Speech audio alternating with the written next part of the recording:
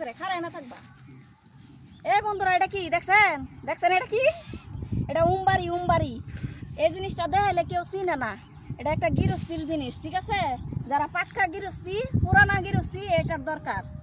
কারণ জমি জমা করলে এই খের কিভাবে লাড়বে উল্টাইবে এই যে এইভাবে। এই যে আমরা কিন্তু জানি সবই, আমরা গৃহস্থীর মেয়ে হই, ঠিক আছে? এটা রাইখা দে, এটা তো লাগতো না, এটা তো খের শুকাইলে না গো, খের শুকাইলে না। এদিকেও দৌড়ো, এই খেল লাড়তেছি। আমি খেল লাড়তে জানি না।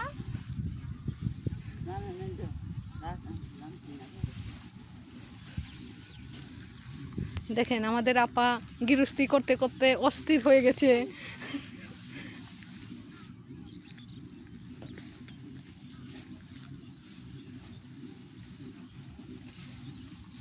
একলা করতেছে, আমার তো মায়া লাগতেছে, এত দেখা সহ্য হইতেছে না, এই জন্য আমি লাইরে দিতেছি।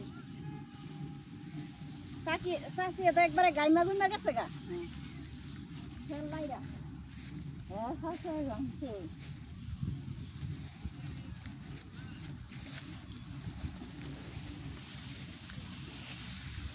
চাষিও লাগতেছে,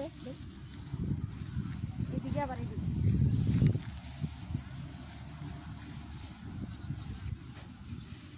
এমন একটা দিন, গৃহস্থী দিন আসলে মাঠের মধ্যে ধান লইতে ভালো লাগে, খেয়াল রাখতে ভালো লাগে। হ্যাঁ কেন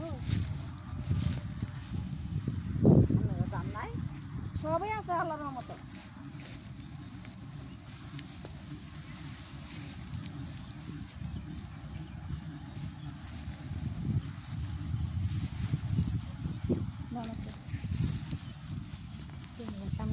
এই যে এটা মানে এদিকে আনো না, দেখাই ধানের। বন্ধুরা দেখেন ধান কিভাবে পেকে গেছে, ওইখানে খের লোয়া হচ্ছে, ধান পেকে গেছে। তো রিজিকের মালিক আল্লাহ, তাই না? দেখেন বৃষ্টি হয়েছে তো মাঝখানে, এই জন্য ধান শুয়া পড়ছে, নিচে ডইলা গেছে, নিচে ডইলা গেছে গা একবারে। এই কোনাটা যায়। হ্যাঁ